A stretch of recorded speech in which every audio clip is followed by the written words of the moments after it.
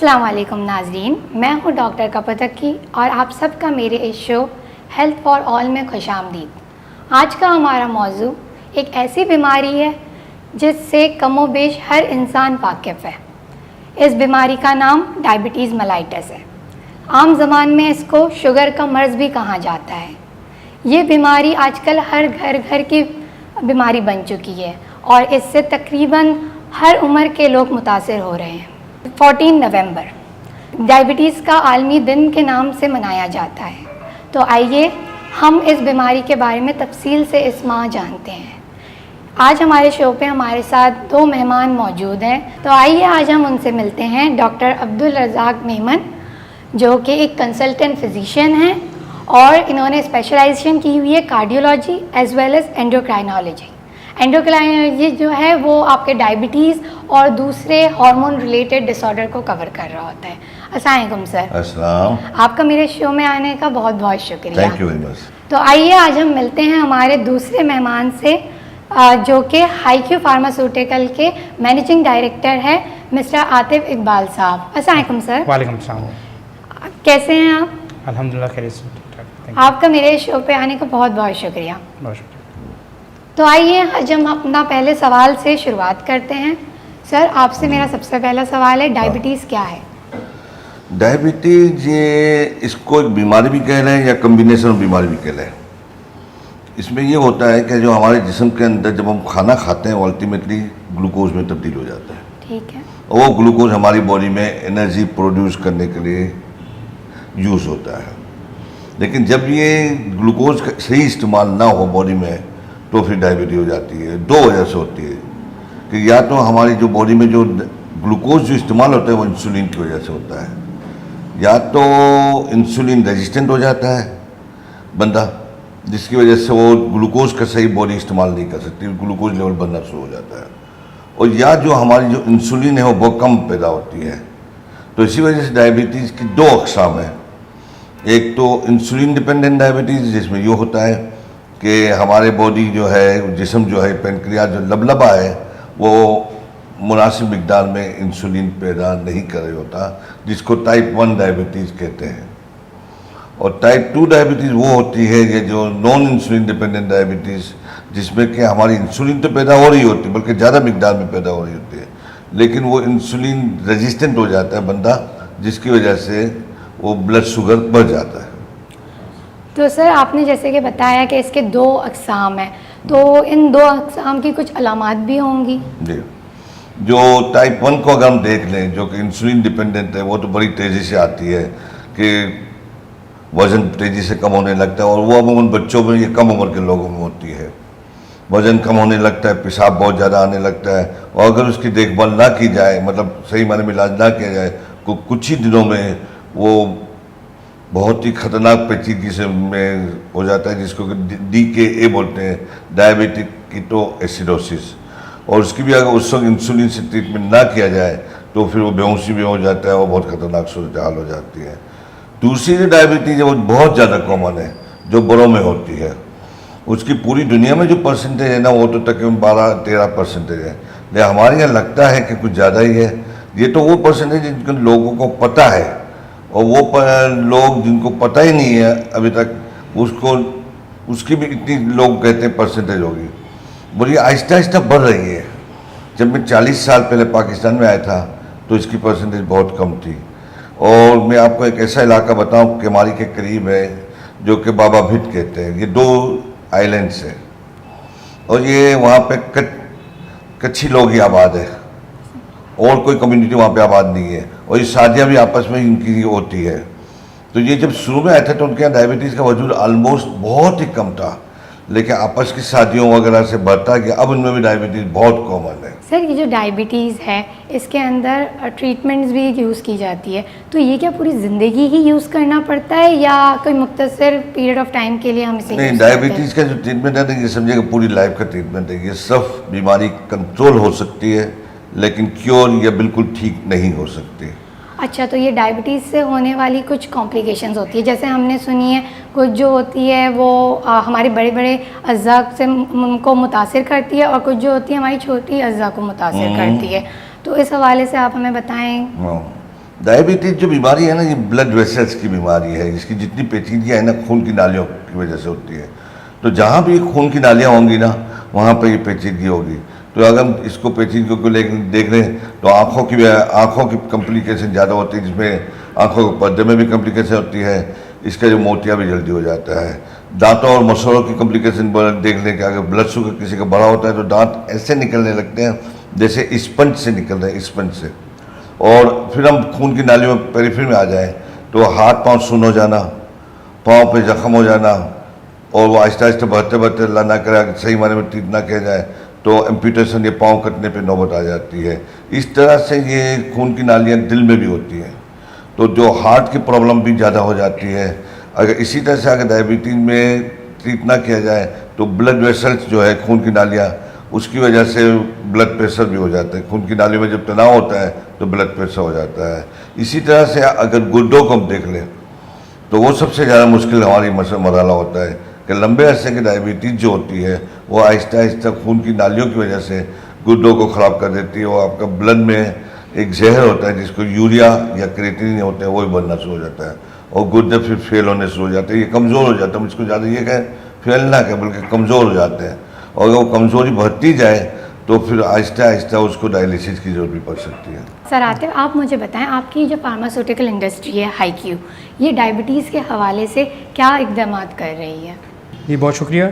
जैसे आप सबको पता है कि इस साल का रवां साल का जो हमारा डायबिटिक डे का, वर्ल्ड डायबिटिक डे का जो थीम है वो है एजुकेट टू प्रोटेक्ट टुमारो। तो इसमें सबसे ज़्यादा तो इसी चीज़ की है कि अवेयरनेस देना। तो हमारी कंपनी हाईक्यू फार्मास्यूटिकल भी मुख्तलिफ़ इदारों के साथ मिलकर हम एक साबिक कदम के नाम से हमने एक प्रोग्राम स्टार्ट किया है, जिसके अंदर हम नंबर ऑफ़ प्रोग्राम्स हमने किए हैं, जिसमें हेल्थ केयर के जो हेल्थ केयर प्रोवाइडर जो हैं उनके साथ मिल के हम ताउन के साथ उनके लोगों के तक पहुंचाते हैं ये चीज़ कि किस तरीके से इससे प्रिवेंट किया जा सकता है। डायबिटीज़ है क्या, जैसे कि आज भी हम ये प्रोग्राम कर रहे हैं, तो ये भी उसी का एक सिलसिला है कि लोगों को अवेयरनेस कर सकें कि क्या बीमारी है और इसके लिए क्या एहतियात करना ज़रूरी है।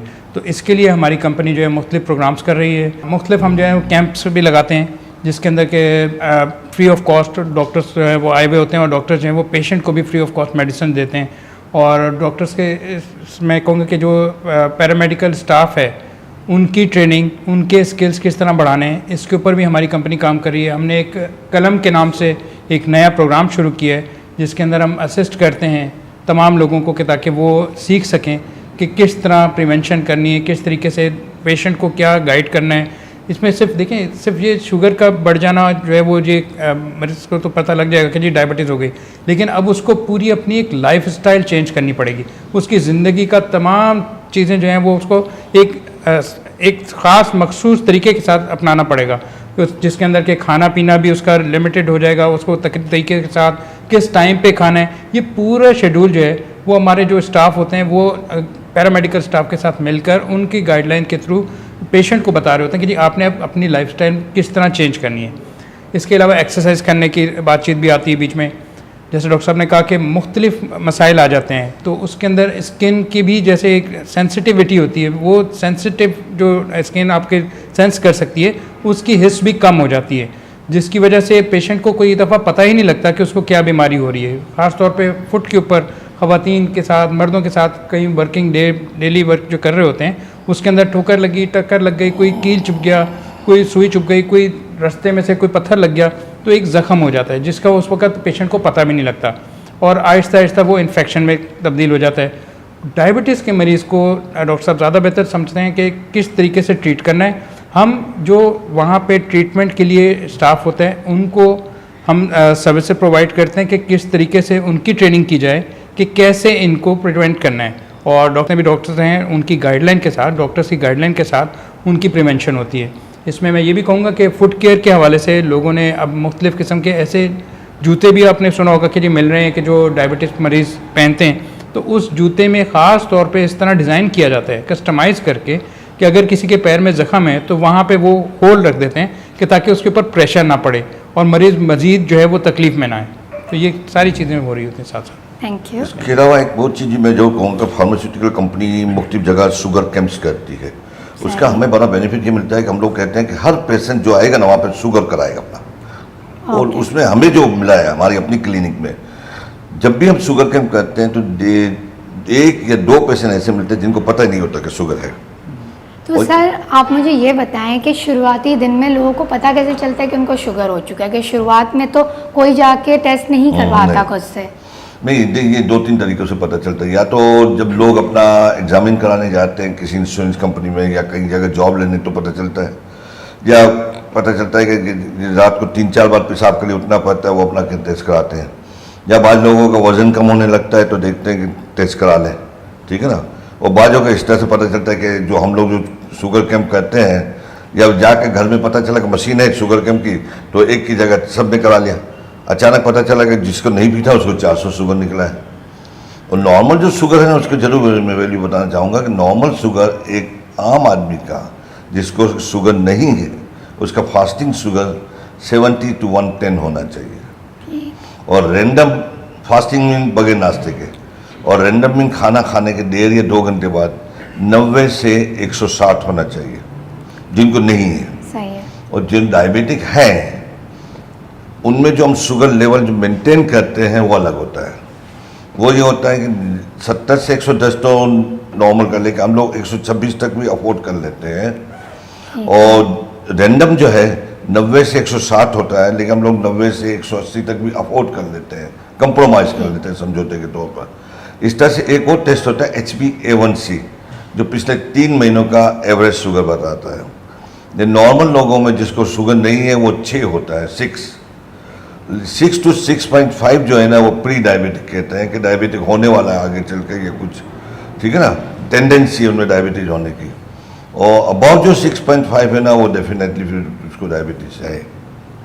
मिस्टर आतिफ, आप मुझे ये बताएं कि आपकी जो फार्मास्यूटिकल कंपनी है ये आम लोगों को जिनको डायबिटीज़ नहीं है उनको डायबिटीज़ से बचाने के हवाले से क्या कर रही है? जी देखें, पहली कोशिश तो हमारी ये होती है कि जैसे ही कोई इंटरनेशनल लेवल पे हमें पता लगता है कि मेडिसिन बनना शुरू हो गई है तो वो हम फौरी तौर पर कोशिश करते हैं कि लोकल पाकिस्तान के अंदर उसी की मैन्युफैक्चरिंग स्टार्ट कर दें। उसका एक पूरा प्रोसीजर होता है रजिस्ट्रेशन करा के, और फिर उसको जल्द से जल्द एक मुनासिब कीमत पे मेयारी क्वालिटी के ला कर दवाई लोगों तक फराहम की जाए। दूसरी चीज़ हमारा भी एक रिस्पॉन्सिबिलिटी बनती है कि हम लोगों के अंदर इस चीज़ की अवेयरनेस लाएं। जैसे डॉक्टर साहब ने भी बताया कि इसका शुरू में पता भी नहीं लगता, तो हम भी पेशेंट्स को साथ जो कैंप करते हैं, डॉक्टर साहब ने बताया कि उसमें कैंप्स में हम पेशेंट को कहते हैं कि आप अपना रेगुलर टेस्ट कराएं।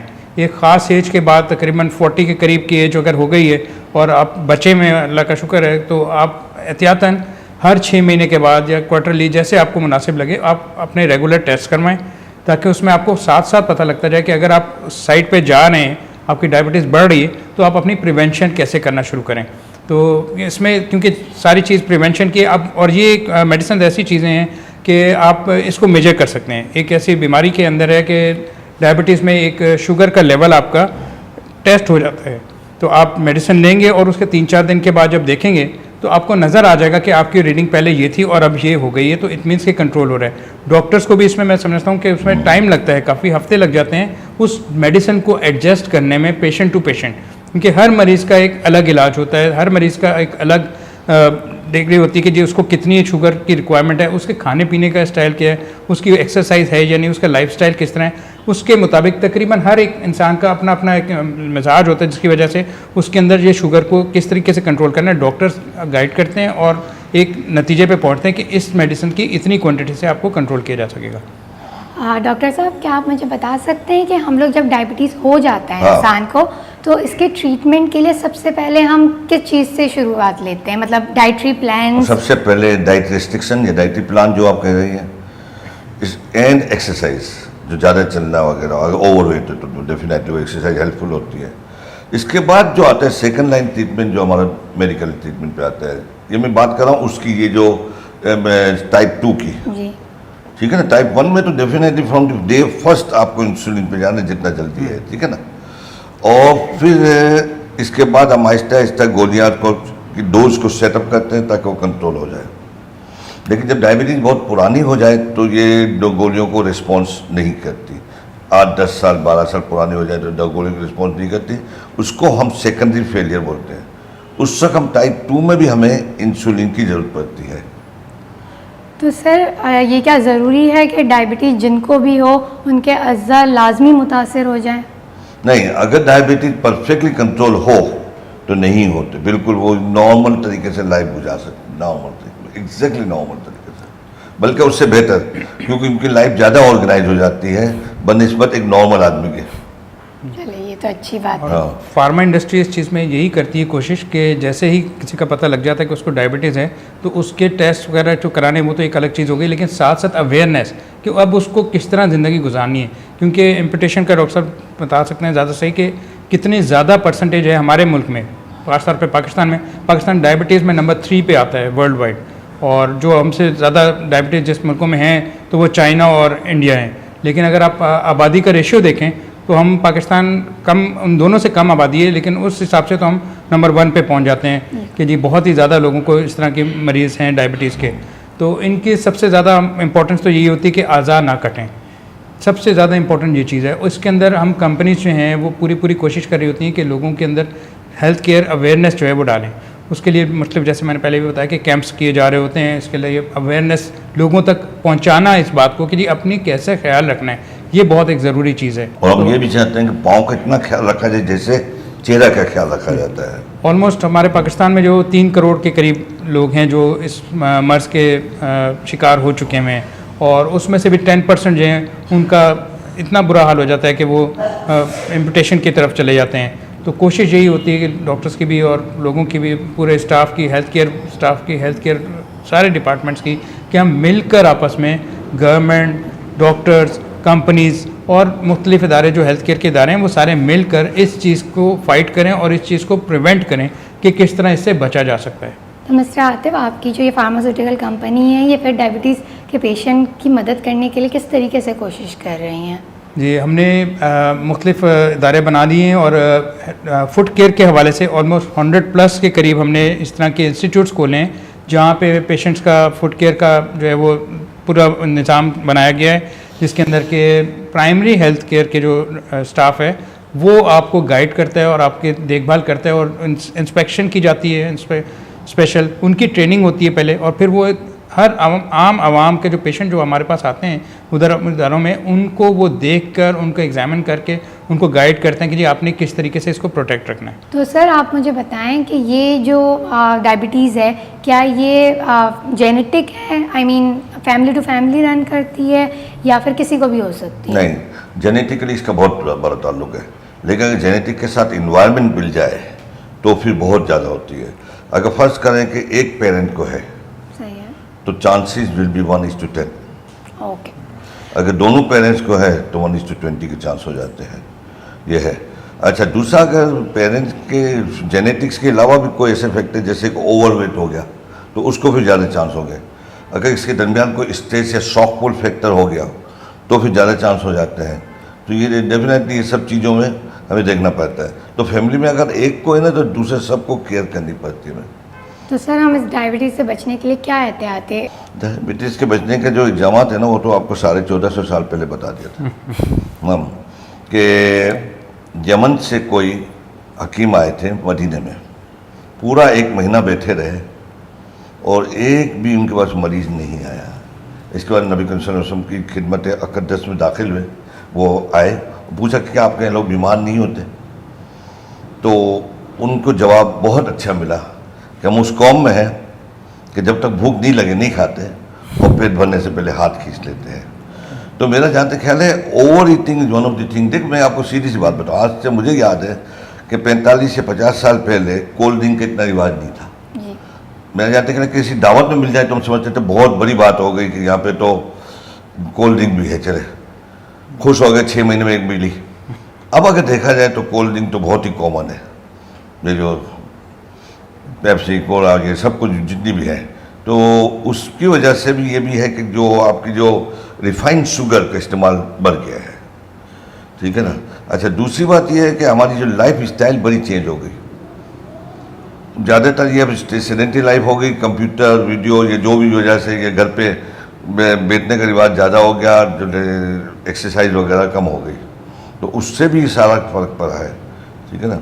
फिर जो आपस की जो शादियां हैं ना, क्लोज रिलेटिव मैरिज, उससे भी बहुत फ़र्क पड़ा है, उससे भी बहुत फ़र्क पड़ा। जैसे मैंने आपको कहा ना शुरू में कि बाबा विक का जो एक था उनमें शुरू में इतनी नहीं थी डायबिटीज़, लेकिन अब इनकी डायबिटीज़ बढ़ रही क्योंकि वो आपस में ही शादियाँ करते हैं, जबकि इन दोनों आइलैंड के दरमियान थोड़ा सा फासला है, एक बोट से दूसरे बोट में जाते हैं उस दूसरे आइलैंड से मिलने। आप हमारे नाजरीन को कोई मैसेज देना चाहते हैं डायबिटीज़ के हवाले से? डायबिटीज़ के हवाले से थोड़ी सी, अगर घर में किसी एक को हो तो दूसरे भी कोशिश करें कि अपना शुगर वगैरह चेक करा लें, अपनी डाइट का थोड़ा सा ख्याल रखें, और जब रिफाइंड शुगर वगैरह है ना ये कम इस्तेमाल करें। थोड़ा सा अगर वर्ल्ड हिस्ट्री लेना तो जब second world war and first world war हुई थी ना, उस ज़माने में डायबिटीज़ कम हो गई थी, हार्ट डिजीज़ कम हो गई थी। उसकी वजह बेसिकली यही था कि लोगों का खाना कम हो गया था, वेट कम हो गया था, जनरलाइज वेट, एवरेज वेट। तो ये है कि खाने के मामले में थोड़ी सी एहतियात करें, एक्सरसाइज का ख्याल करें।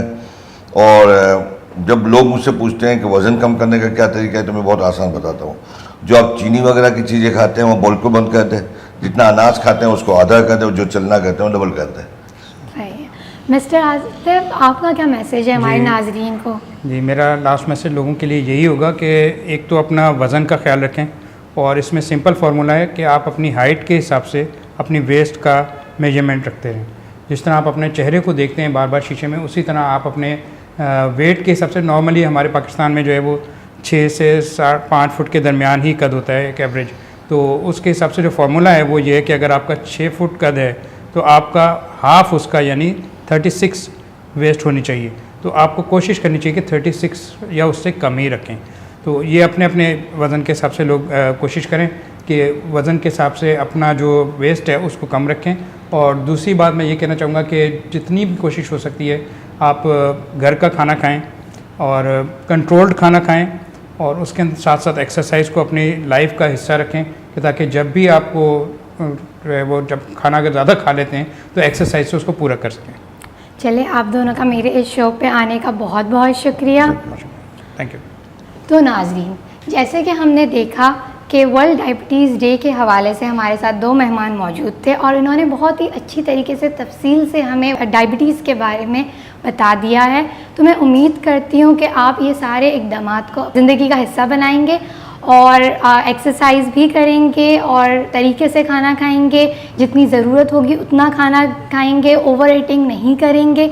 और इसके साथ साथ आप इजाज़त दीजिए अपने मेज़बान डॉक्टर कपोतकी चंचला को। शुक्रिया।